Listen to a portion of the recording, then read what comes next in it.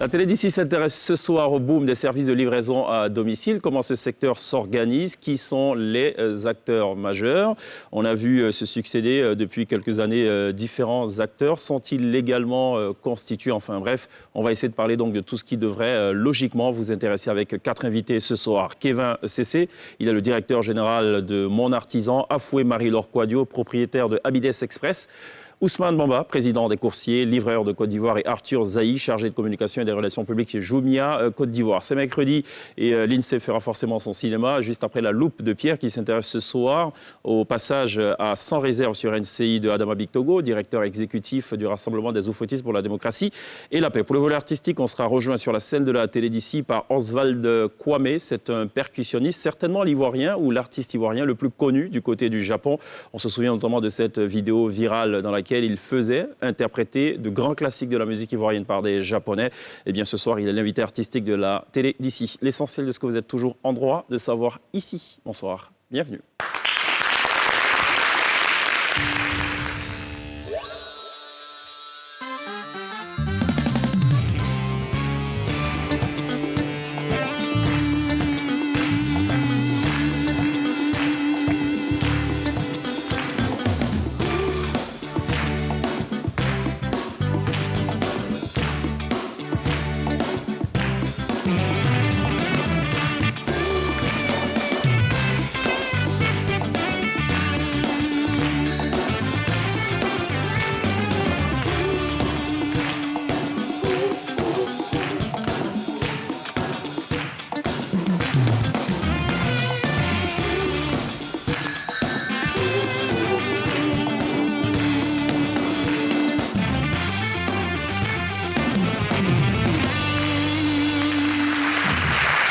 L'essentiel de ce que vous êtes toujours en droit de savoir sur NCI à partir de 18h40, c'est dans la télé d'ici, sur NCI, la première chaîne de télévision privée de Côte d'Ivoire. Ce soir, on va parler des services de livraison. Est-ce qu'on devrait rajouter livraison à domicile ou se limiter juste à livraison?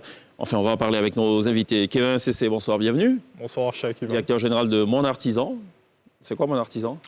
Mon Artisan est une plateforme en ligne de compétences à la demande autour des petits métiers, électriciens, plombiers, menuisiers, etc. Nous permettons aux clients de commander les services de ces personnes-là au travers d'une application mobile et des sites Internet. Ça veut dire quoi? Vous mettez en relation des ménages, disons-le ainsi, et des artisans. Et des artisans. Voilà. Donc j'ai besoin d'un menuisier chez moi, je vous contacte. Bien sûr. Via une appli. Oui. D'accord. Il y a les menuisiers, il y a qui d'autre dans la liste? Nous référencions 13 métiers, donc plombier, électricien, staffeur, peintre, menuisier, ferronnier, métallurgiste, voilà. D'accord. Ok, très bien. Bienvenue. Merci à vous. Afoué Marie-Laure Quadio, vous êtes propriétaire de Abides Express. Bienvenue. C'est ça. Le look a une importance ou pas en matière de livraison? Si, ça a une importance pour moi. D'accord. Parce que j'apprécie particulièrement la couleur de vos dreadlocks. Merci. Je ne sais pas s'il y a un lien avec le métier, mais on va peut-être en savoir plus. Alors, Abides Express, que faites-vous? Abides Express est un service de livraison de colis, de plis de tout genre. Ah, de tout genre? Oui. Sauf les colis les plus lourds. Tant que ce n'est pas lourd, vous livrez? Tant que ce n'est pas lourd, on livre, oui. Quelle que soit l'origine? Je ne vais pas dire quelle que soit l'origine parce que les livreurs se déplacent à moto. D'accord. Donc, ça doit être des colis qui ne dépassent pas forcément les motos, en fait. D'accord. Voilà. Si je vous commande Tant que la moto peut prendre, ça passe. Si je vous commande un mouton, vous me livrez un mouton? Oui, j'ai déjà fait ça. Ça dépasse pas la moto. Colis de tout genre. On a attaché derrière la moto. C'est ça. Attaché carrément. D'accord. On a attaché.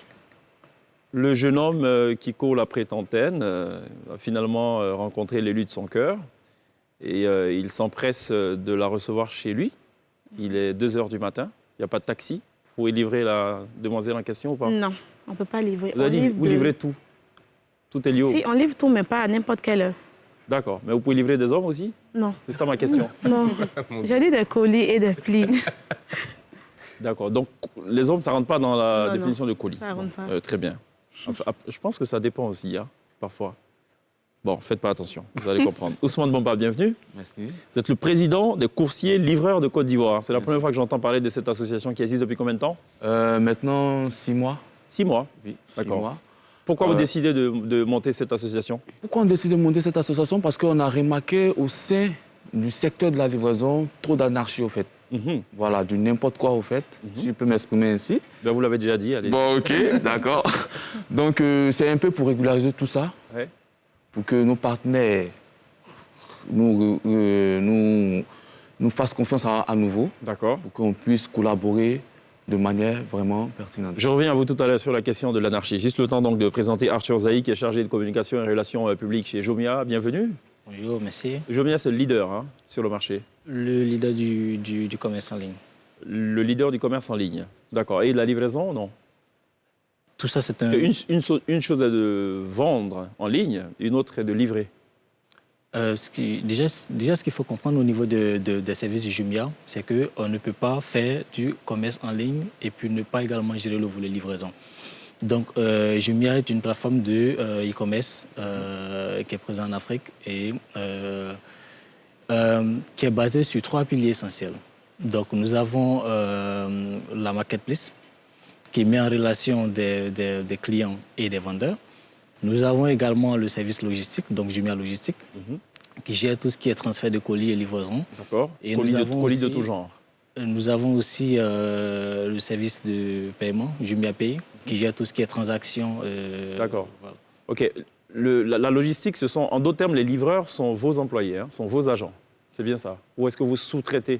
Non, les livreurs ne sont pas nos employés directement. D'accord. Nous travaillons avec un réseau et également constitué en société, en entreprise et nous avons également des livreurs particuliers. D'accord. Et nous sommes en train de travailler progressivement de sorte à professionnaliser le secteur. Donc nous les encourageons davantage à se constituer en entreprise, de sorte à pouvoir bénéficier d'une formation complète parce que nous formons nos livreurs sur les différents services et nous les accompagnons également dans ce métier.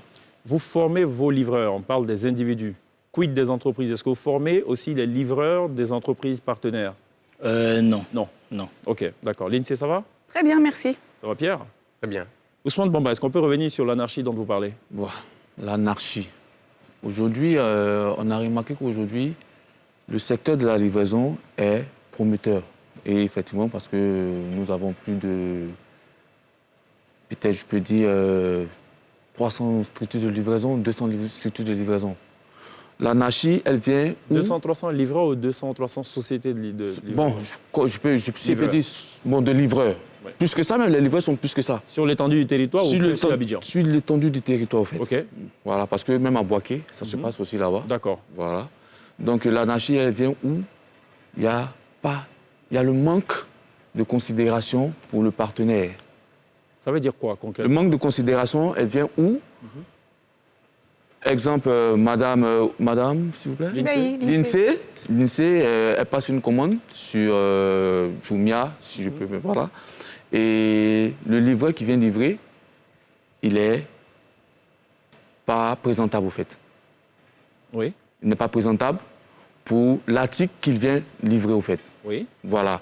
En quelque sorte... C'est pas la faute à l'INSEE, ça? C'est pas la faute à l'INSEE, si. Je peux dire que c'est la faute à l'INSEE. Pourquoi? Parce qu'elle voit le livreur partir. Oui. Tu vois que ton livreur ne représente pas ta société. Parce que le livreur est l'ambassadeur. Attendez, l'INSEE, elle est dans quelle position? Elle est la cliente ou elle est l'employeur? L'INSEE, c'est l'employé. Bon, l'employeur. L'employeur. Voilà, l'employeur qui emploie le livreur. D'accord. Voilà. Donc je me dis, si l'employeur de l'INSEE qui vient me livrer de la nourriture n'est pas dans les normes, n'est pas présentable, moi, automatiquement, ça met en périple un peu l'image que j'ai de la société de l'INSEE. Parce que ça discrédite. Parce que moi, je dis toujours que le coursier livreur est l'ambassadeur de la marque avec qui il travaille, au fait. Voilà. Quand tu ne presses pas bien, il faut savoir qu'automatiquement, ça coince quelque part, en fait. D'accord. On a demandé aux usagers, justement, ce qu'ils pensent des services de livraison qu'on retrouve à Abidjan, mais aussi sur les autres villes du pays. Ils nous disent justement ce qu'ils en pensent en quelques petites minutes. Okay. J'ai fait très fréquemment recours aux services de livraison, généralement lorsque je suis au bureau, pour qu'ils nous livrent la nourriture. Bon, pour ma part, je pense que c'est une très bonne chose, dans la mesure où ça nous facilite la tâche. On n'a pas besoin de se déplacer pour avoir accès à nos différents services, les produits dont on a besoin. Oui, j'ai très souvent recours aux livraisons à domicile parce que ça me fait gagner du temps, en fait. Ouais, bon, dans l'ensemble, on peut dire que le service, il est bon. à part quelques irrégularités que nous constatons souvent? Par moment, oui, et par moment, non. Oui, parce que souvent, on reçoit la qualité qu'on demande. Et par moment, non, parce qu'on n'a pas réellement ce qu'on a demandé. Peut-être que ce sont des choses, des copies, comme on peut le dire. Mais facilement, quand tu passes ta commande en ligne, avec les frais de livraison, tout ça là, inclus dans le montant brut, je pense que c'est un cadeau pour nous, nos Ivoiriens. Moi, je trouve que c'est une bonne chose pour des personnes qui sont occupées. Ça leur permet... Vous savez, on ne peut pas se multiplier. On peut pas être partout à la fois. Donc, avoir recours à ce service, ça nous permet de gagner du temps, nous permet de gagner de l'énergie et nous permet même de dépenser moins si on devait se déplacer nous-mêmes. Oui, ça nous facilite la vie. Et si vous permettez, je me demandais si, par contre, ça ne comportait pas un risque parce qu'on ne sait pas toujours qui est-ce qu'on reçoit chez soi. Est-ce que la personne va effectivement partir livrer la marchandise ou disparaître avec. Mais sinon, dans l'ensemble, c'est une très très bonne chose. Alors, donc les avis, on les connaît. Vous êtes tous interpellés. On va peut-être y aller point par point. Déjà, un point qui vous concerne, Kevin et Arthur Zaï, c'est ce qu'on commande, in fine, en bout de chaîne, semble être plutôt une copie de ce qu'on voyait en image, qui présentait très bien. Et tout, vous êtes interpellés. Réaction ? D'accord. Déjà, ce qu'il faut savoir sur Jumia, c'est que nous procédons à un contrôle qualité de tous les produits que nous avons. Et nous donnons également la possibilité aux clients de pouvoir évaluer à la fois le produit qu'il reçoit, mais en même temps le vendeur auquel est associé ce produit. Donc, chaque client a la possibilité de se rendre sur la plateforme. De noter ? De noter, de noter d'abord le produit, mais en même temps aussi de noter aussi le vendeur. Il y a cette possibilité. Et en plus de noter, vous laissez également un avis, ce qui permet déjà de pouvoir évaluer par derrière quel vendeur propose quel type de produit et nous faisons une classification à ce niveau. D'accord. Kevin, CC, oui. Vous faites débarquer chez votre client un menuisier qui n'est pas bien habillé, qui ne sent pas bon, je ne sais pas. Ils sont toujours bien habillés. Qui délivre un mauvais service. Qu'est-ce qui se passe ? Ils sont toujours bien habillés, nos artisans.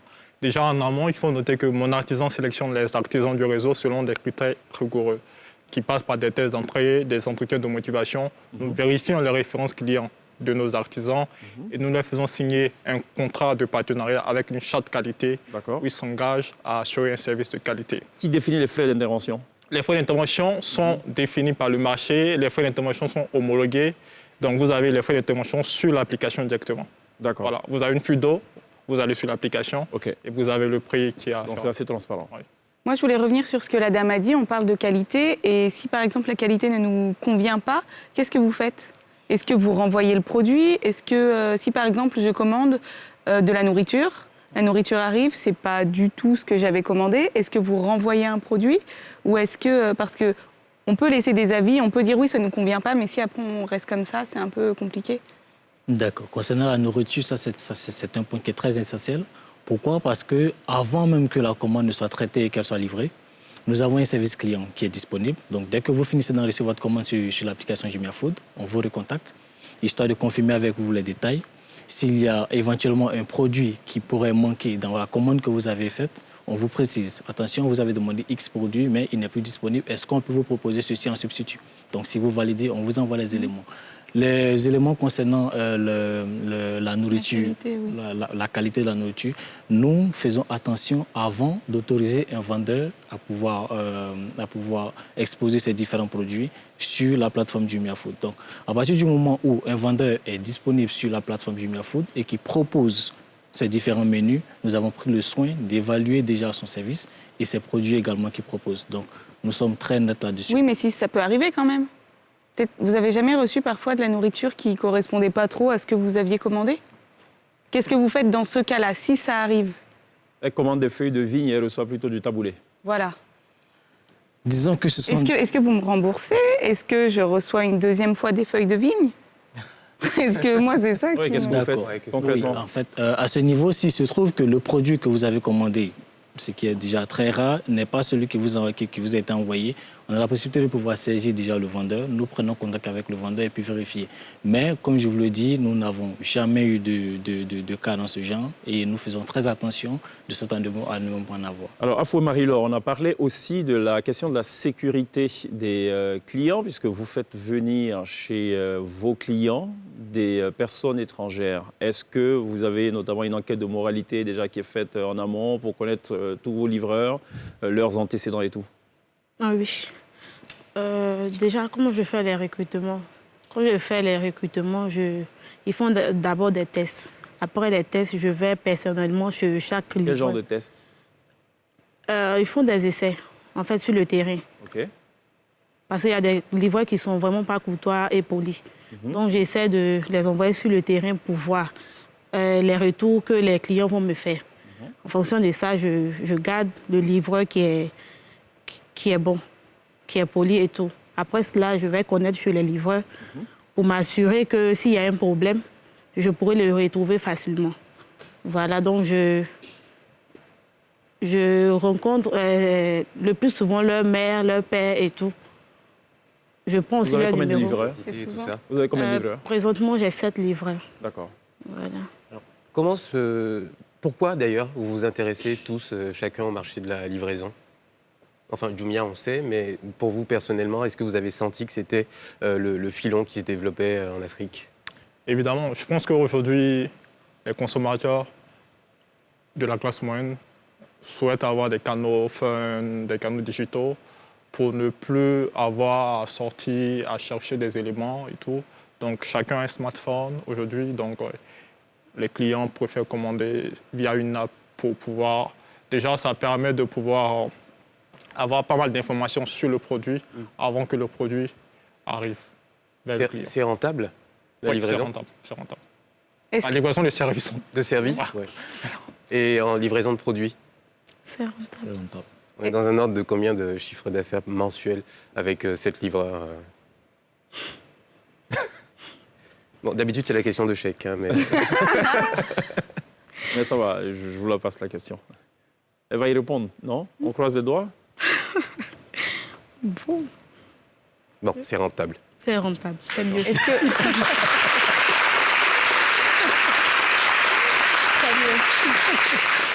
Est-ce que la crise du coronavirus vous a permis d'augmenter votre chiffre d'affaires puisque tous les restaurants étaient fermés, toutes les structures étaient fermées également? Est-ce que du coup, ça vous a permis de vous développer davantage? Oui, surtout pendant le couvre-feu. Mmh. Oui. Pendant le couvre-feu, ça a vraiment marché. D'accord. Vous priez Dieu pour qu'il y ait d'autres couvre-feux ou... Non, pas vraiment, mais bon. Si ça vient, c'est pas grave, quoi. Ce serait bien. Grave. Donc ça marche pour nous. Allez-y, Pierre. J'ai été frappé tout à l'heure dans votre intervention. Vous avez dit que vous avez créé l'association et vous avez parlé surtout de l'image, en fait. Est-ce que l'association, elle ne vient pas défendre aussi certains droits, par exemple des livreurs? Vous n'en avez pas parlé? Si, elle vient défendre certains droits des livreurs. Voilà. Nous, on voudrait renforcer les liens entre nous et nos partenaires d'abord. Bon, d'abord, entre nous, d'abord, la famille de la livraison, les livreurs entre nous d'abord. Renforcer nos liens de solidarité. Ensuite, maintenant, après ça, faciliter les échanges entre nous et nos partenaires qui sont les commerces, les entreprises, les particuliers et les institutions. Parce que dans tous les domaines, il y a forcément la livraison partout. Parce qu'il y a les courriers, il y a les cartons d'invitation et j'en passe. Donc je peux dire que tous les secteurs d'activité sont un peu inclus dans la livraison en fait. Et comment vous arrivez à créer ce réseau, cette toile de livreurs? Est-ce que l'association est plutôt jeune, vous avez dit? Si. 6 mois, c'est ça. Il y a combien de membres, par exemple? Actuellement, nous avons 300 membres, je crois. 300 membres. Oui, 300 membres. Et quels sont les problèmes que les livreurs rencontrent fréquemment? Les problèmes, ce sont les problèmes sécuritaires. D'abord, sécuritaire, je veux dire, parce que les livreurs sont vraiment exposés aux bandits. Voilà. Parce qu'à chaque fois, parce que je veux dire qu'aujourd'hui, le livreur, on se dit, et c'est ce qui est normal, le livreur transporte toujours de l'argent. Voilà. Donc, il est la cible de beaucoup d'agresseurs. Voilà. Donc, nous, on est venus aussi pour ça, pour essayer de... L'échange professionnel entre nous et nos partenaires, c'est ça aussi. Essayer de faciliter les transactions, en fait. Pour ne pas qu'aujourd'hui, vous commandez un article, il y a certaines personnes qui le font. Hein. Je commande un téléphone peut-être de 400 000. Il y a eu un cas comme ça il n'y a pas longtemps. Il commande un téléphone de 400 000, on lui livre le téléphone, et quand le livreur s'en va, 100 mètres, sur 100 mètres sur le retour. chemin, il y a des personnes qui tombent sur lui et ils lui prennent tout, comme s'ils savaient qu'il avait de l'argent sur lui. Donc, pour éviter ça, ce n'est pas à cause de 500 ou même 1000 francs, parce que je peux dire que quand vous faites la transaction, c'est encore plus prudent que de laisser le livreur transporter autant d'argent sur lui, au fait. Voilà. Très bien. Et si on parle un peu du volet alimentaire, vous avez certes des droits, mais vous avez aussi des devoirs. La question de l'hygiène de ce que vous transportez est aussi mise en cause. Parfois, c'est transporté dans des conditions à déplorer. Vous avez quoi à dire à ce sujet? C'est pourquoi je parlais de l'anarchie. Voilà. Parce qu'aujourd'hui... Ça, c'est du fait de qui? Du livreur ou de l'employeur du livreur? Bon, ça dépend. Comme il y a deux volets... On parle des conditions de transport. Les conditions de transport, bon, je viens. Parce qu'il y a le livreur indépendant et il y a le livreur qui travaille dans une société, comme ma soeur ici. Donc, le livreur indépendant, comme moi, bien sûr, vous me voyez, quand je vais au travail, c'est comme ça que je suis. C'est pour dire que je prends au sérieux ce que je fais. Donc, quand je vais transporter, peut-être je suis en partenariat avec elle, je vais transporter sa nourriture ou je vais transporter son colis, il faudrait que je sois dans les normes pour qu'au moins elle, on puisse respecter ce qu'elle fait. Parce que je suis l'image de son entreprise devant le partenaire. Mais je me dis, qu'est-ce qui vous oblige, vous, à respecter justement ça? Vu que vous êtes indépendant, et vous encore, c'est le parfait exemple, celui qui est adossé à une société, à la limite, s'il ne fait pas son travail, on peut le licencier. Vous êtes indépendant. C'est l'amour. D'accord. Donc, quelque part, il y a de la déontologie. Non, mais c'est l'amour du travail. D'accord. Voilà. OK. Lindsay. Combien est-ce que vous avez de partenaires? Présentement, 11. 11 partenaires. Et je voulais revenir aussi sur ce que monsieur avait dit juste à côté. Qu'est-ce que vous faites dans ce cas-là si, par exemple, un livreur se fait agresser? Parce que c'est aussi de la responsabilité de son employeur. Du coup, qu'est-ce que vous faites dans ce cas-là? Pour le livreur ou bien par rapport au partenaire? Par rapport au livreur. Au livreur, bon. Dieu merci, jusqu'à présent, je n'ai pas encore eu ces cas. D'accord. Oui. Mais vous prenez tout en charge? Enfin, oui, je prends tout en charge. D'accord. Alors, vous parlez de prise en charge. Quel est le modèle de rémunération des livreurs? Chez Jumia, par exemple, c'est quoi le business model? Chez Jumia, comme je disais tout à l'heure, nous travaillons essentiellement avec des livreurs constitués en entreprise. Et nous travaillons aussi avec quelques particuliers. Et donc, le système de paiement, il se fait de façon électronique. Donc, tout à l'heure, je disais que nous avons un système de paiement que nous avons mis en place, qui est JumiaPay, qui gère tout ce qui est paiement, de sorte à éviter la manipulation du cash. Ce que relevait tout à l'heure. Donc, effectivement. Donc, à travers JumiaPay, nous effectuons les différents paiements de nos différents partenaires, que ce soit par mobile money ou par compte bancaire. Mais nous nous occupons de tout cela et puis je pense qu'à ce niveau, on évite beaucoup de la manipulation. D'accord, oui, mais quel est le commissionnement, le taux de commissionnement? À ce niveau, il est relatif. Il est relatif parce que tout dépend d'abord de l'entente entre le livreur ou la société de livraison et nous-mêmes. Donc, nous partons sur des clauses qui pourraient arranger chaque partie. Oui, mais bon, vous ne dites pas quel est le taux. Sauf qu'à ce niveau, c'est jamais... Il y a une tranche, on peut avoir une fourchette? C'est 3%, 5%? Ça fonctionne comme Uber? Comment ça fonctionne? Je dirais que les livreurs, ils ont des commissions sur chaque livraison à la journée. Combien de pourcents? Et donc, cette commission peut varier entre, si je ne me trompe, pour tourner autour de 3 à 5 environ, si je ne me trompe. Kevin? Oui. Vous êtes sur quelle commission pour livrer? Pour l'artisan. Pour l'artisan? Pour l'artisan. Ouais. Donc, nous gérons toute la partie commerciale et tout, donc négociation, devis, facturation. Et pour cela, nous prenons entre 20 et 30% de commission pour mon artisan et l'artisan a entre 70 et 80%. D'accord. Voilà. C'est pas trop élevé, ça? Pour l'artisan ou pour l'artisan? Enfin, pour vous? Pour vous qui jouez juste le rôle d'intermédiation? Oui, mais nous assurons également toute la sécurité de la transaction. C'est-à-dire, nous avons une assurance qui couvre éventuellement des risques et tout. D'accord. Voilà. Et il y a tout le travail de garantie, de négociation et tout. D'accord. Voilà. Et à ce jour, vous avez eu à travailler avec combien de clients? Elle existe depuis combien de temps d'ailleurs, cette plateforme? Depuis 4 ans. 4 ans, à ce jour, nous avons 350 artisans dans notre réseau et nous avons délivré plus de 4000 prestations. D'accord. Est-ce que les artisans comprennent, quand vous les approchez et vous leur dites, écoutez, voici le service qu'on vous met à disposition, est-ce qu'ils comprennent votre langage? Est-ce qu'ils se disent, ah non, mais moi, je ne vais pas vous donner 25% de ce que je touche en temps normal et tout? présenté comme argument. Oui, ils comprennent. Il faut noter que les artisans ont pas mal de périodes creuses. Donc, nous les apportons des marchés, des affaires et tout. Donc, ils sont assez contents parce qu'ils font des revenus sur le volume. Voilà. D'accord, ok. On va marquer une pause, on va parler de politique. Est-ce que vous livrez les hommes politiques, parfois? Non. Avouez. Mais pourquoi non? Enfin, c'est des êtres humains, c'est des gens qui ont besoin d'être livrés à des heures où non, ils sont sur une autre planète apparemment. Bon, c'est pas grave. On va regarder hier l'invité de Sans Réserve sur NCI, c'était donc Adama Bictogo, directeur exécutif du Rassemblement des Oufouettistes pour la démocratie et la paix. Il était donc l'invité de Ali Diarra Souba. C'est la loupe ce soir de Pierre, juste après le jingle. Pierre qui nous propose donc un décryptage ce soir. Ouais, vous l'avez rappelé, donc Adama Bictogo était sur le plateau de Sans Réserve pour se livrer au jeu de l'interview politique au micro de Ali Diarra Souba avec un serment. Monsieur le ministre Adama Bictogo, vous êtes prêt à répondre sans réserve à toutes nos questions? Tout à fait. Est-ce qu'un homme politique, dans l'exercice de ses fonctions, peut répondre sans réserve? En tout cas, c'est ce que cette émission s'évertue de faire, et nous aussi, dans une moindre mesure. Alors aujourd'hui, on va s'intéresser uniquement à la forme, qui donne aussi des clés de lecture, bien sûr, sur le fond. D'entrée de jeu, ce qui frappe, c'est l'aplomb de l'interviewé. Il arrive sûr de lui, il se présente face à Ali Diarra Souba, droit dans ses bottes, et on le voit dans la gestuelle, dans la posture.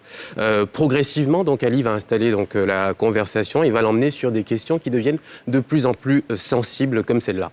On entend dire qu'il y a des dissensions, des guerres de clans qui couvent au sein du RHDP. Vrai ou faux? Monsieur le ministre, sans réserve. Et là, vous le voyez sur le visage d'Ali, la petite expression, le sourire. Il sait qu'à ce moment-là, il a posé une question qui dérange. Mais malheureusement, la question est fermée et finit par oui ou non. Et ça va permettre à Adama Bictogo donc, de la balayer en une phrase et de peindre un tableau comme il le souhaite et non comme le journaliste le voudrait. Regardez. Non, il n'y a pas de guerre de clans. Vous savez, la force que nous avons, le président Alassane Ouattara est d'abord le catalyseur de toutes nos ambitions. Mais il est en même temps le ciment. Alors tout est beau, tout va bien. Adama Bictogo est un bon contreur, il va le démontrer encore lorsque Ali va revenir à la charge avec cette question qui aurait dû faire mal d'ailleurs. Le jour où le président Ouattara n'est pas là, donc. Alors, à cette question, la réponse qu'on pouvait attendre, eh bien, c'est, par exemple, le RHDP est un grand parti avec de grands cadres et on va trouver quelqu'un facilement une fois que le président ne sera pas là. Mais à la place, il va répondre ça. Non, mais pourquoi vous voulez qu'il ne soit pas là? Pour l'heure, je pense que le président Alassane Ouattara est en train de construire. Et puis, nous sommes une équipe, nous sommes une famille. Et ça, c'est une question rhétorique. Question rhétorique, effectivement. Il n'avait pas l'intention de laisser Ali répondre, mais surtout, il va le mettre dans une position délicate en l'obligeant à assumer le fait d'avoir pensé au pire. Et ce sentiment-là, c'est ce qui va rester à la fin, alors que le journaliste est tout à fait en droit de se poser la question. Donc, il est très affûté, il écoute avec attention son interlocuteur. Et regardez encore ce petit passage.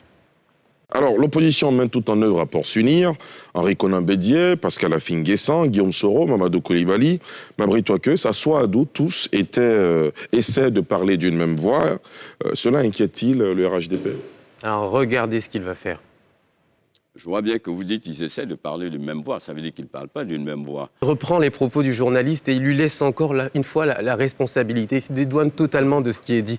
Mais à un moment, il va perdre le fil de son interview sur une question qui concerne Guillaume Soro. On écoute. Adama Bictogo, Guillaume Soro, dernièrement, a indiqué qu'il n'y aura pas d'élection présidentielle à la date du 31 octobre. Il réclame d'être réintégré dans la course à la présidentielle en se fondant notamment sur une décision de la Cour africaine des droits de l'homme et des peuples. Commentaire, analyse? Et là, tout se passe dans l'image. On voit que sa gestuelle a changé. Il commence à se toucher la bague. Il va chercher le stylo, la feuille de papier. Il ne le faisait pas au début de l'interview. Et là, il va refuser de commenter plus longuement le propos. Avec Guillaume Soro, naît en Côte d'Ivoire l'inversion de l'échelle des valeurs. Je pense que c'est quelqu'un qui est... Où voulez-vous en venir? Ben oui, je veux simplement dire qu'il est l'essence même du négationnisme de la Côte d'Ivoire. Il n'a pas donc la maturité, le sens de la responsabilité pour vraiment avoir des ambitions. Je l'ai écouté, je l'ai vu s'exprimer. Je ne ferai pas de commentaires. Je ne ferai pas de commentaires et ça, d'ailleurs, c'est une figure de style aussi qui a une prétérition, parce qu'il va continuer à en parler, bien sûr, et ça permet d'attirer l'attention justement sur cette question, sur ce propos-là. Il dit qu'il ne veut pas commenter, il va le faire tout simplement. On va regarder d'ailleurs ce dernier magnéto. Vous pouvez voir donc à droite de votre écran, c'est Adama Bictogo, sûr de lui, droit dans ses bottes, et là, la question de Guillaume Soro, l'attitude qui change, la bague, on va chercher, on voit vraiment qu'il a perdu le fil de cette interview, mais il va très vite se répandre. Alors on a assez d'éléments pour dire qu'il ne s'est pas livré finalement sans réserve, mais en interview, ça reste quand même quelqu'un de solide. Voilà, c'était le regard de Pierre. Sur cette interview, évidemment, chacun pourra donc s'en faire sa petite idée en revoyant cet élément qui est disponible sur donc toutes les plateformes des réseaux sociaux. Juste entrer le mot-clé NCI où ça se passe ici. On va marquer une pause et à la pub, on revient juste derrière pour reparler encore une fois des services de livraison avec nos invités.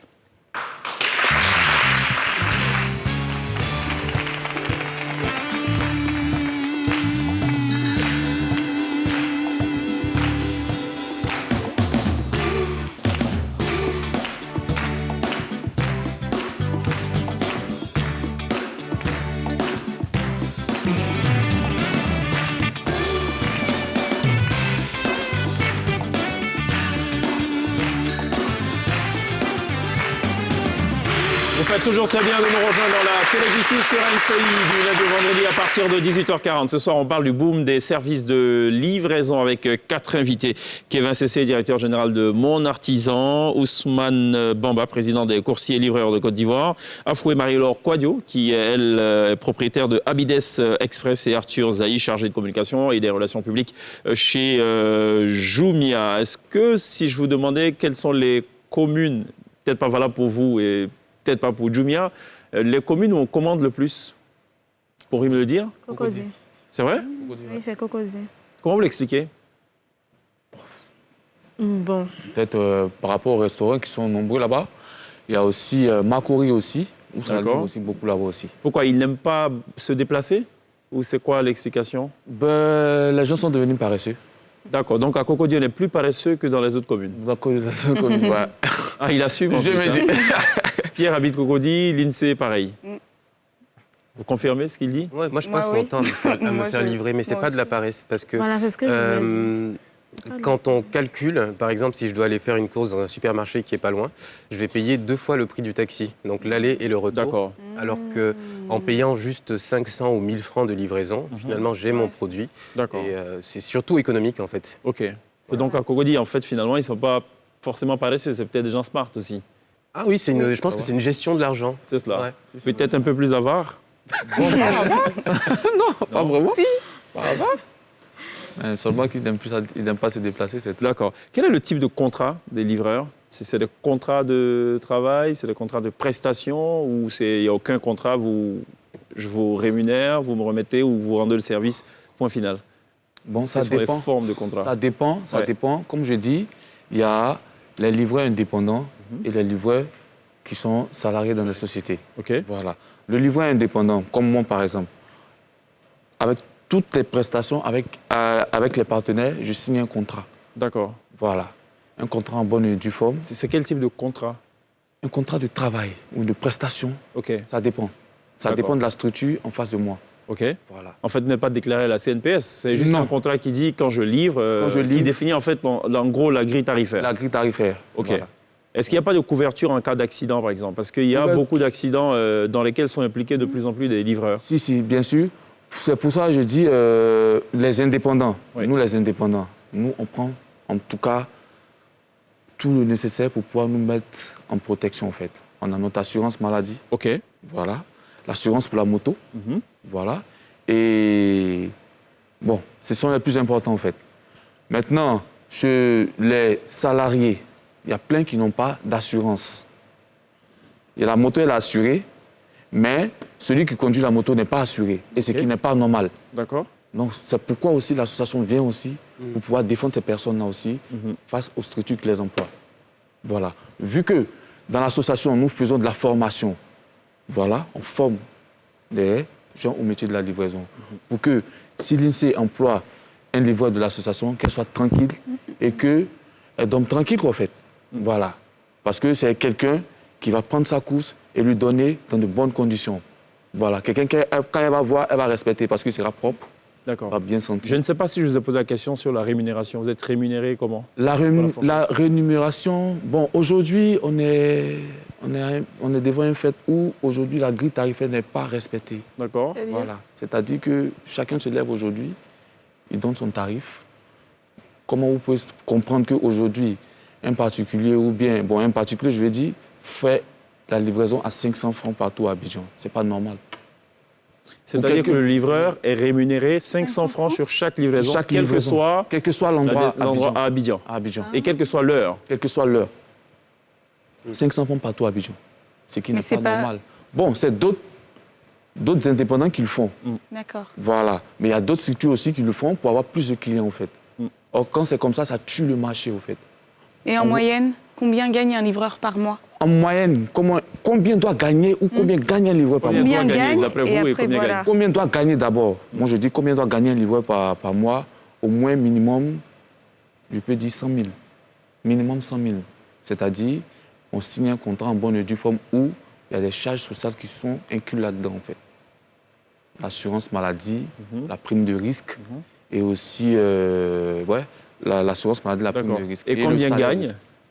Pour revenir à la question de l'INSEE, dans les faits, combien gagne le livreur? Combien gagne le livreur? Ça dépend, c'est ce que je dis. Ça dépend du contrat que tu signes avec l'entreprise. Prenons le cas du livreur indépendant. Le livreur indépendant. Oui. Le livreur indépendant, ça dépend de son carnet d'adresse. Il peut avoir un lourd carnet d'adresse où par jour, il peut se faire 20 000 à 25 000 par jour. Voilà, ça c'est son carnet d'adresse à lui. OK. Voilà. Il fait peut-être 20 courses par jour. Ça dépend de combien il a défini le tarif de la livraison avec son partenaire, en fait. D'accord, mais ça va, si c'est 20 000 par jour, on est autour de 600 000 par mois. 600 000 par mois. D'accord. Voilà.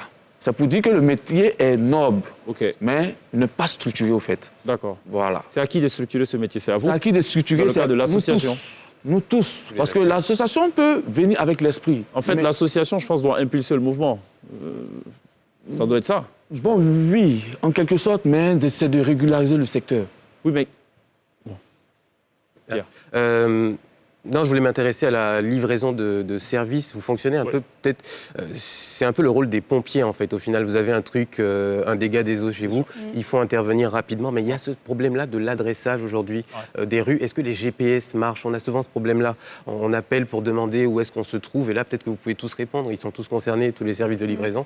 On appelle pour savoir où est le client. Comment vous gérez ces situations-là?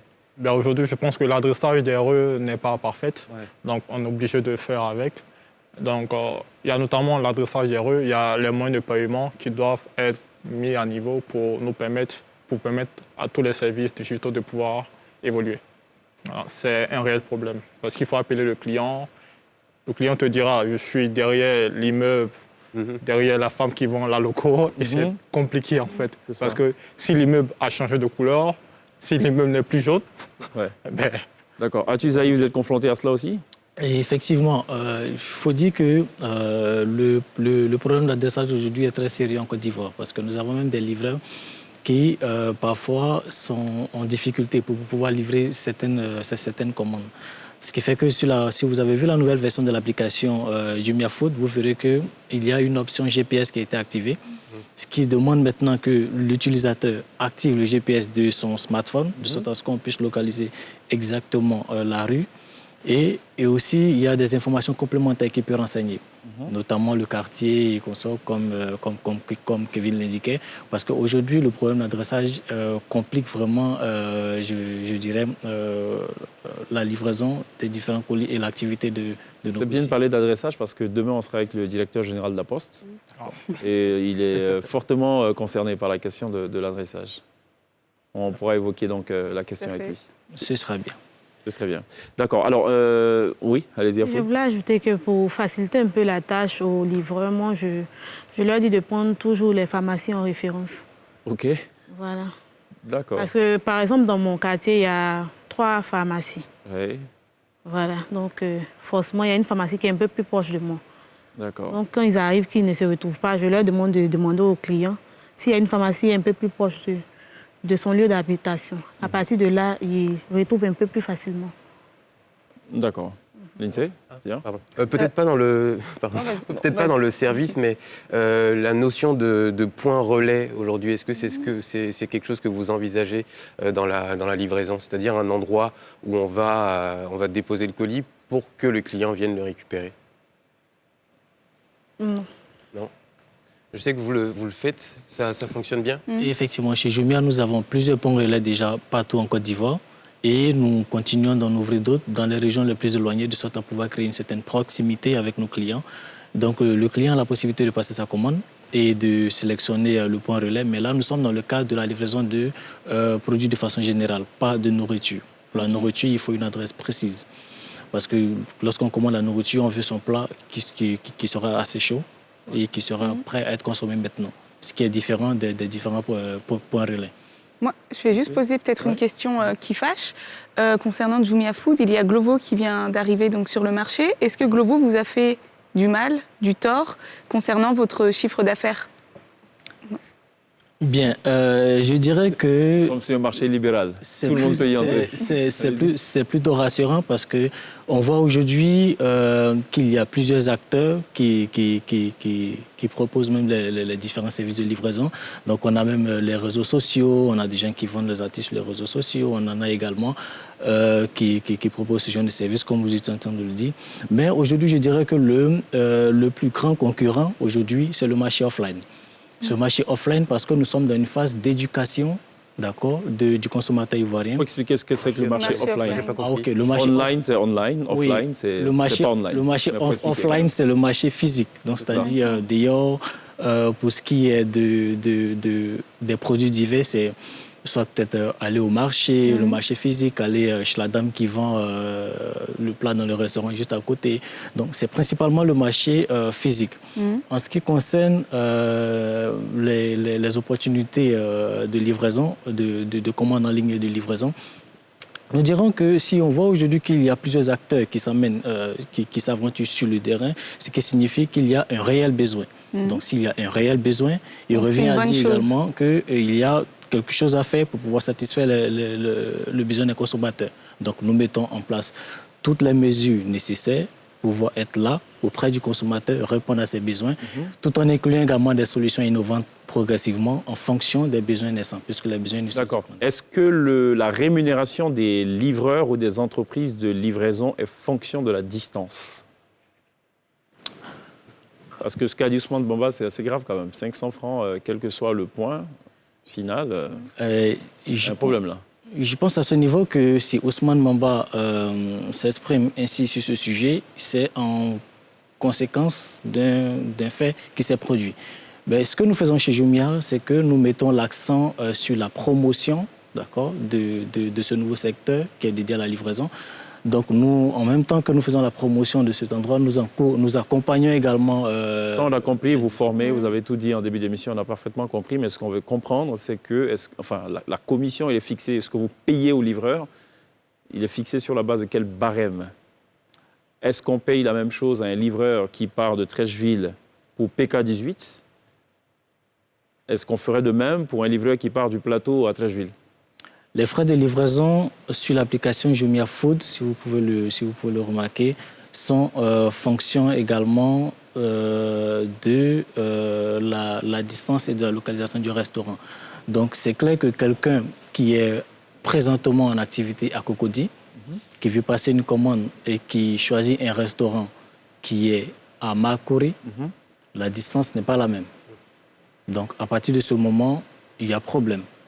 Mais nous faisons le nécessaire de sorte à pouvoir consolider les informations, consolider également les coûts, de sorte à pouvoir réduire non seulement le temps de livraison, mais également la charge. Donc le client qui est à Cocody et qui veut faire sa commande, on lui présentera essentiellement les restaurants qui sont dans sa localité, de sorte à lui permettre de payer des frais de livraison assez courts. Ok, d'accord. Mais ma question, elle est toujours valable. Est-ce que pour un restaurant qui est situé à Cocody, pour un client qui est à Cocody, c'est toujours les mêmes frais de livraison? Ce sont les mêmes frais de livraison. Parce que Cocody, c'est très grand. D'ailleurs, on commence à émettre l'idée d'avoir au moins 3 maires pour Cocody. Si je passe la commande à Cocody Centre, pour une livraison à l'entrée de Bingerville, qui est toujours à Cocody, est-ce que c'est la même chose que de livrer donc de Cocody Centre, par exemple, au Vallon? En ce moment, on va vous présenter les restaurants qui seront dans votre zone. Parce que nous sommes toujours concentrés sur... Vous êtes d'accord avec lui ou pas? Bon, je ne suis pas vraiment d'accord avec lui. D'accord, c'est bon. Donc, on est d'accord que vous n'êtes pas d'accord. Voilà. C'est la réponse qu'on voulait. On va parler un peu cinéma. Hein, ça change un peu. Vous livrez des tickets de cinéma aussi ou pas, mon artisan? Non. Non, pas encore. Mais il faut peut-être y penser. Vous savez, parfois, pour certaines sorties en salle de cinéma, il y a une demande telle que certaines personnes aimeraient pouvoir donc réserver leur billet, par exemple. Je sais que 50 nuances degrés, c'est très compliqué. Il fallait se rendre physiquement pour pouvoir confirmer sa présence et tout. Il faut peut-être y penser, je ne sais pas. Enfin, vous n'êtes pas dans la billetterie pour l'instant. C'est ce que je retiens. Très bien. On va parler de cinéma avec l'INSEE, c'est mercredi. L'INSEE, vous parlez ce soir de la série Dérapage. Tout à fait, une série sénégalaise. Alors, je vais vous résumer un petit peu l'histoire. Une jeune femme, Abi Diallo, n'a pas été reconnue à la naissance par son père et c'est ce qui va déterminer toute sa vie. On regarde quelques images et on en parle juste après. Je m'appelle Abi Diallo. Sama baay bi ma jur, il ne m'a pas reconnue à ma naissance. Dara gënuma soxal ci kaw suuf, lu dul sama famille épanouir. Depuis ce jour, laa décidé ni kenn duma tere réussir sama àdduna.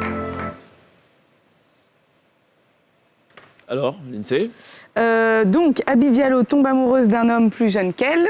Que va-t-il se passer? Donc, la série parle du poids de la famille, du poids de la société, de suicide également. C'est une TV-novelas à la sauce sénégalaise.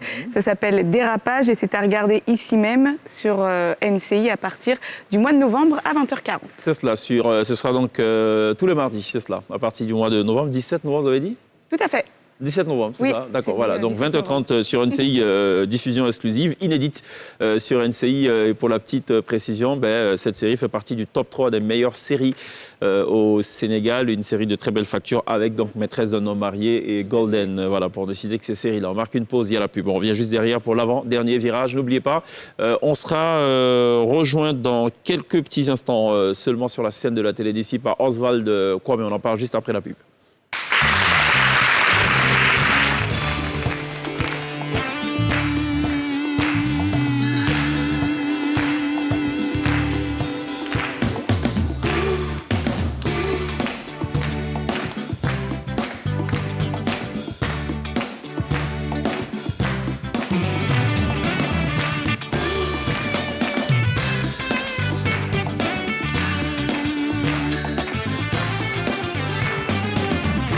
Télévivez la Côte d'Ivoire tous les soirs sur NCI, la nouvelle chaîne ivoirienne dans la télé d'ici, aux côtés de Pierre et l'INSEE. On aborde donc des questions qui vous intéressent. Ce soir, on parle des services de livraison. Et je vous le disais tantôt, juste avant la pub, tout à l'heure sur la scène de la télé d'ici, on sera rejoint par Oswald Kwame. C'est un Ivoirien qui est établi au Japon depuis un peu plus de 7 ans.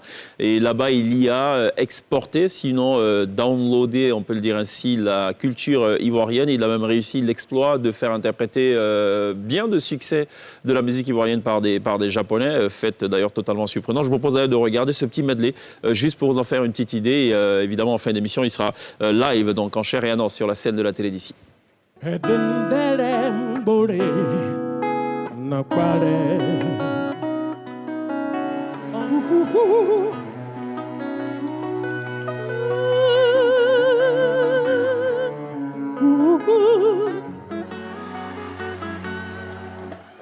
Esse cry yeah, mamma, I can get you.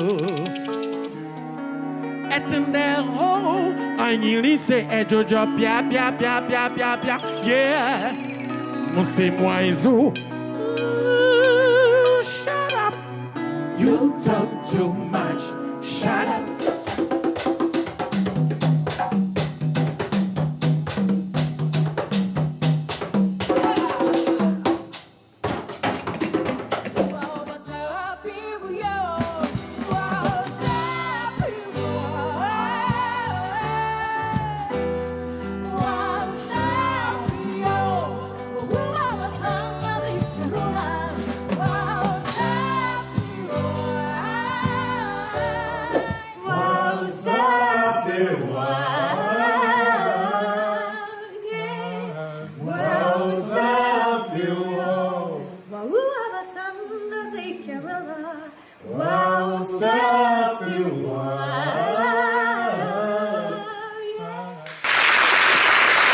Oswald Kwame a retrouvé tout à l'heure sur la scène de la télé d'ici. Il a la particularité de reprendre ou sinon de produire des sons musicaux avec tous les instruments qu'il touche. Vous avez pu reconnaître notamment la poire à lavement. Voilà. Vous savez ce que c'est qu'une poire à lavement? Enfin, oui. Oui. Voilà. Bon. Voilà, donc la marmite et tout, c'est un peu cela, sa particularité, même avec de l'eau. Il produit donc des sons de musique. Il est depuis 7 ans maintenant, on va dire, l'ambassadeur de la culture ivoirienne au Japon. Et vous aurez donc l'occasion de l'apprécier dans quelques petits instants. Est-ce qu'on connaît, par exemple, les heures, c'est valable pour vous deux, surtout les heures durant lesquelles on livre le plus? Entre midi et 2. Ah, OK. Entre midi et 2. C'est pas le soir? Moi, j'ai pensé au soir. Non, entre midi et 2, parce que la nourriture, elle se fait beaucoup livrer à Abidjan aussi. Voilà, maintenant, on met ça... Bon. L'après-midi. L'après-midi aussi? Et vous parlez beaucoup d'Abidjan. Est-ce que vous envisagez de vous étendre dans la sous-région? Bien sûr. C'est pourquoi l'association des coursiers de livreurs de Côte d'Ivoire, pas d'Abidjan. Donc, on envisage aussi aller à l'intérieur, aller former aussi d'autres personnes au métier de la livraison, en fait. Voilà, pour faciliter aussi le déplacement de certaines personnes aussi là-bas. Et vous, Marie-Laure? Oui. Aussi de s'étendre dans la sous-région? Oui. Qu'est-ce qui est... pardon, je vous ai coupé. Mais présentement, nous faisons des expéditions aussi. D'accord. Après, on va se déporter là-bas. Qu'est-ce qui est plus avantageux quand on est propriétaire d'un service de livraison, d'avoir sa propre flotte de véhicules ou d'avoir des gens qui viennent dire... Des indépendants. Des indépendants, oui. Qu'est-ce qui est plus avantageux? Est-ce qu'il est plus avantageux pour vous d'avoir votre propre flotte et vos livreurs qui sont à vous sous un contrat? Oui. Ou est-ce plutôt préférable de collaborer avec des indépendants? Non, c'est mieux d'avoir des livreurs. À vous? À moi-même. Oui, mais parce qu'après, il faut gérer aussi les charges d'exploitation, il faut gérer l'OPEX et le CAPEX, enfin, tout ce que vous acquérez comme véhicule et tout, ça doit être un peu compliqué, non? Bon, pour le moment, je ne gère pas des véhicules, ce sont des motos. Donc... Oui, bon, motos, OK. C'est pareil, il faut les entretenir, ces motos. Si. Alors que si c'est des indépendants, vous payez juste leur commission, un peu comme mon artisan. Mon artisan ne se casse pas la tête du tout, ils ont 25%, 30%. Ça a été étudié pour vous? Oui, bien sûr, parce que on ne voulait pas justement investir beaucoup d'argent en CAPEX et tout. Donc, et le modèle repose sur du commissionnement. Donc, c'est bénéfique pour nous de travailler avec des artisans. On est en plein dans l'ubérisation, on ne se fatigue pas. Voilà. Airbnb, on ne cherche pas à savoir à quoi ressemblent les appartements, on loue, on prend sa commission. Il y a moins de migraines là, quand c'est comme ça. On parlait tout à l'heure de la rémunération. Combien est-ce que vous rémunérez vos livreurs par mois environ? Bon, ça a partir de 70 000. D'accord. Quand vous dites 70 000, vous tenez compte des pourboires éventuels qu'ils pourraient toucher pour arrondir leur fin de mois ou... Quand je dis à partir, tout dépend du livreur. La politesse. Les livreurs polis ont plus de marge. Plus de marge venant des clients ou de vous? De moi. Ah Parce bon? que j'ai toujours des retours. OK, d'accord. Voilà. J'ai toujours des retours. OK. Les retours, c'est comment? C'est les clients qui vous appellent, il est très bien le monsieur, ou c'est plutôt une notation digitale comme le font... Il ne parle pas beaucoup, il est courtois et tout. En plus, je reçois ça. OK. Il y a des primes de courtoisie, il y a des primes de risque. Il y a beaucoup de primes qui s'ajoutent à partir de 70 000. D'accord, très bien. OK. Donc, le salaire est compris entre 70 et 90. OK. Comme disent les jeunes, c'est très kiffant tout ça, c'est bien. C'est la transition pour le kiff du jour de l'INSEE.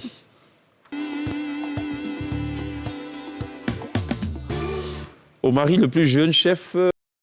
Cuistot. Cuistot au monde. Oui, tout à fait. Qu'est-ce que vous faisiez à l'âge de 7 ans? 7 ans. Je jouais au baby-foot. Marie-Laure? Elle livrait? Ouais. Vous étiez à l'école? Oui, j'étais à l'école. Ah, pareil. Et vous, monsieur? 7 ans, j'étais à l'école. Pierre? Pierre. Non, on était tous à l'école, mais... Jacques aussi? Primaire, école. École, voilà. Ça dépend. À quel moment de l'année?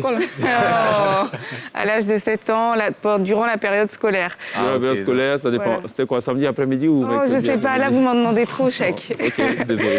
Omari, lui, à l'âge de 7 ans, il commençait ses toutes premières recettes. Alors, il nous vient tout droit de Londres et quand sa maman est tombée malade, il s'est mis à cuisiner pour nourrir ses frères et sœurs et il s'est découvert une véritable passion pour la cuisine, pour la nourriture.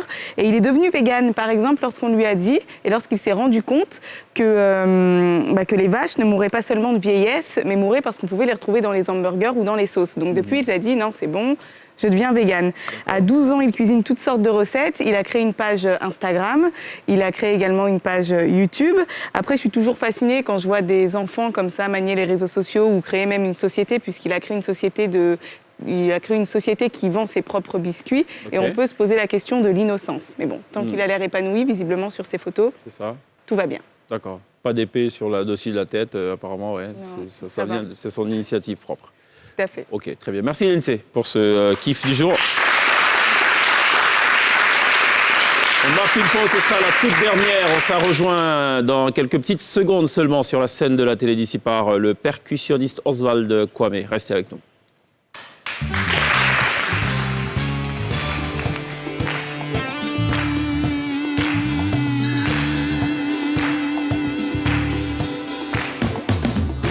Ce sera le tout dernier virage de la télé d'ici ce soir consacré au service de livraison. Merci à Kevin Kessé d'être passé, directeur général de Mon Artisan. Merci également à Marie-Laure Afoué-Quadio, propriétaire de Abides Express, qui a dit donc qu'elle rémunère ses livreurs en tenant compte aussi d'autres critères, la gentillesse, ceux qui ne parlent pas beaucoup. Surtout la politesse. Surtout la politesse, voilà. Et chez vous, quand plus on parle et moins on est gratifié, c'est ça? Enfin... Il ne faut pas beaucoup parler. Un livreur, ça ne doit pas beaucoup parler. Ça ne doit pas beaucoup parler. D'accord. Ça livre, c'est tout. C'est tout. Je ne suis pas d'accord. Hein. Vous êtes d'accord, Ousmane? Non, je ne suis pas d'accord. Ah, le livreur, comme je dis, c'est l'ambassadeur de l'entreprise qui l'emploie. Oui. Voilà. Donc s'il ne parle pas, ça veut dire que l'entreprise est muette. Ça va vendre ton produit, au fait. OK. Voilà. D'accord. Quelque chose côté physique et puis... Bon, ça, on l'a compris. Voilà. Et vous vouliez revenir sur le point sécuritaire. Sécuritaire. Parce qu'aujourd'hui, nous sommes vraiment exposés, comme je dis, aux agressions. D'accord. Tout le temps sur l'autoroute, c'est les agressions de moto. Donc nous, on aimerait demander, vraiment, c'est une doléance qu'on fait au gouvernement, pour qu'il puisse nous aider à obtenir, ou bien à certains, peut-être mécènes, qui pourront nous aider à avoir des GPS. D'accord. Pour nos motos. Mais le gouvernement a beaucoup de choses à faire. Hein, si, mais aussi, nous sommes dans le tissu économique du pays. Donc aussi, on a notre mot aussi à dire. Alors, est-ce que beaucoup de personnes, des agresseurs, ne se font pas passer aussi pour des livreurs? Parfois. Justement, c'est dans l'autre sens. Hein? Voilà. Pour ça, l'association est aussi là. D'accord. Pour former certaines personnes qui voudront embrasser le métier. En fait, il faudrait qu'il y ait peut-être un registre national, puisque un registre national pour identifier justement, qui est qui. Okay. Voilà. D'accord, très bien. Ça, en fait. OK, merci d'être passé par la télé d'ici. Merci bien. Arthur Zaï, vous voulez revenir sur les horaires de livraison? On livre plus à quelle heure? Effectivement. Ici, selon le système Jumia Food, et même dans le prochain rapport que nous allons sortir dans les prochains jours, nous livrons généralement dans les heures, aux heures du déjeuner et du dîner. D'accord. Et les communes dans lesquelles ça se fait, on a principalement 8 communes, notamment Trècheville, Makoré, Koumassi, Cocody, Port-Boué et Adjamé. D'accord. OK, très bien. Essentiellement. Merci d'être passé. Lindsay, merci. Moi, je veux rien rajouter. Voilà. Merci Pierre. Merci. Rien à rajouter?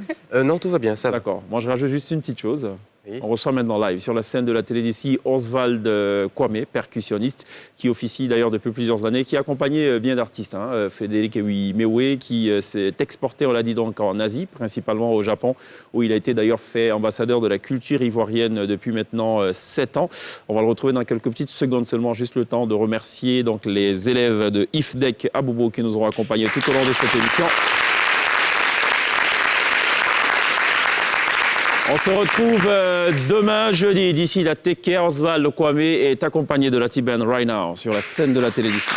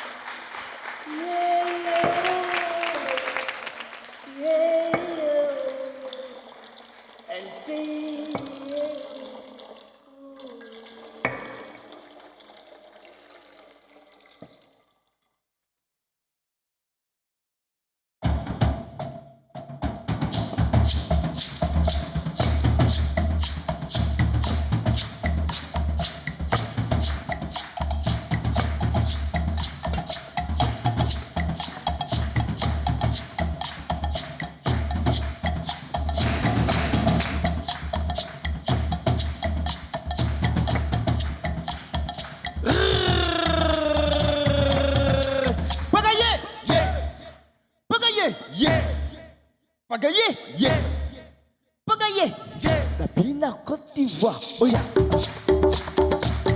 La Bina Côte d'Ivoire, oh yeah. La Bina yo, oh yeah. La Bina Caesar, oh yeah.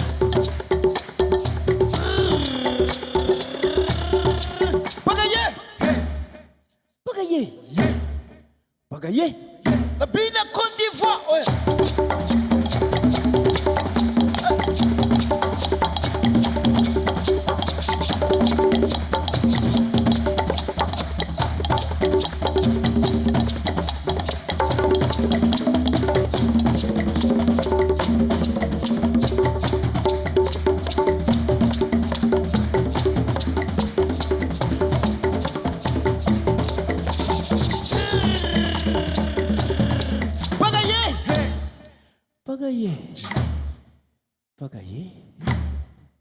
Pagaye, la Bina Côte d'Ivoire, oh yeah. La Bina yo, oh yeah. La Bina Jasa, oh yeah.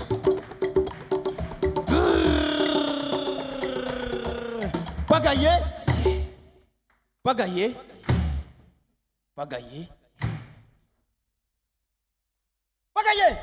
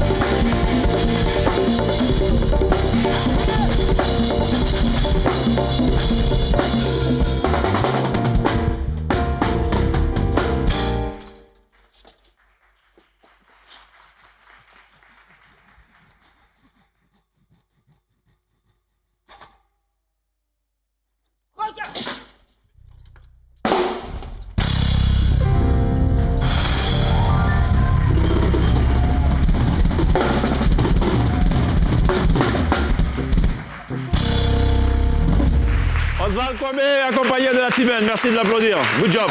Bravo.